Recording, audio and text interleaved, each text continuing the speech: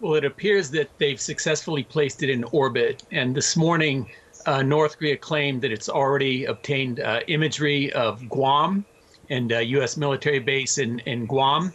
But we'll see if it's operating and functioning as normal in the coming days. And they have claimed that it will begin its normal reconnaissance mission from the 1st of December. And what threats would it pose to other countries?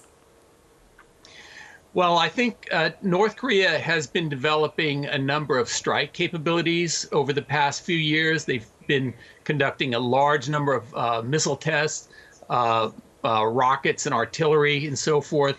But they need the intelligence, the surveillance, and the reconnaissance capabilities to see what they're targeting. So they have to see what they're going to hit. So this is why they need this type of platform to collect data and how they would aim and fire their missiles and rockets during wartime conditions. In response, South Korea is making moves to suspend part of an inter-Korean pact. What would this mean for both North and South Korea?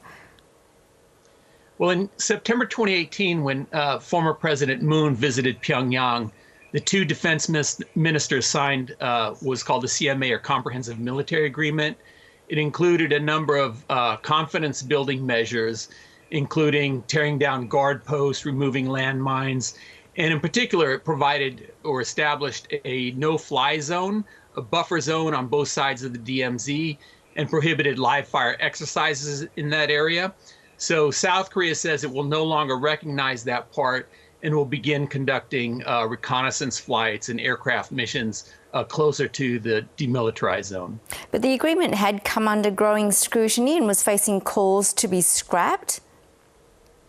Yes, there had been a lot of debate in South Korea. The agreement was never fully implemented. All of the guard posts were not torn down. All of the landmines were not removed.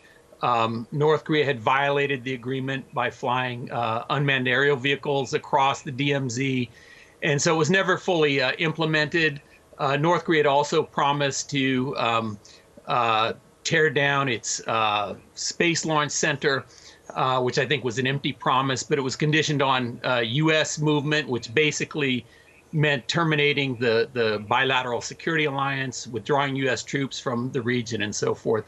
So it was never fully implemented anyway. And Daniel, South Korean officials have said the latest launch attempt most likely incorporated assistance from Russia, a country which has been deepening ties with North Korea. Right, that's impossible to know, but it's certainly suspected. There was a VIP airline flying into North Korea today. There's been speculation about that as far as some kind of exchanges or information exchanges with this launch. It'd be impossible to know. And of course, North Korea learns by their failures. But certainly it's very possible that the Russian engineers provided some technical assistance prior to this launch. And what do we know about how ties have been strengthening between the two countries, between Russia and North Korea?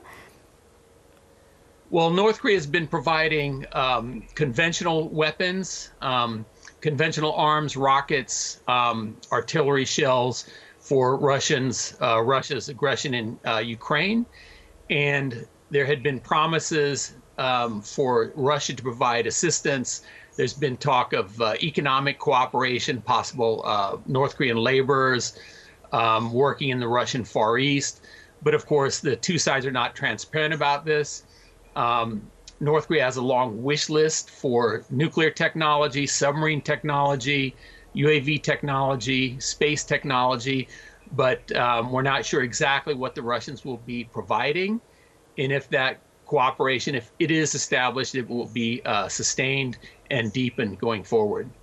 Well, North Korea says it's planning to launch more of these satellites in the future. How closely is the wider international community watching this? Well, certainly they're watching it in Northeast Asia. And for North Korea to really have the capability it would like to have for its strike forces, they really need to deploy a constellation of satellites. One satellite is not sufficient, but it will be very costly for them. And this brings up possible Russian cooperation as well. Russia could provide satellites, launch services, could provide access to ground stations, tracking stations in Russia. There are a number of different areas where they could cooperate. Russia could provide data, over the horizon, early warning data from their own satellites. So a lot of ways they could cooperate. But I think the response will be more trilateral cooperation with the U.S., Japan, and South Korea, both in cyberspace and in space. And I think South Korea will take a greater interest in counter space capabilities to counter North Korea's satellite deployments. Daniel Pinkston, great to get your views. Thanks so much for your time. Really appreciate it. Thank you.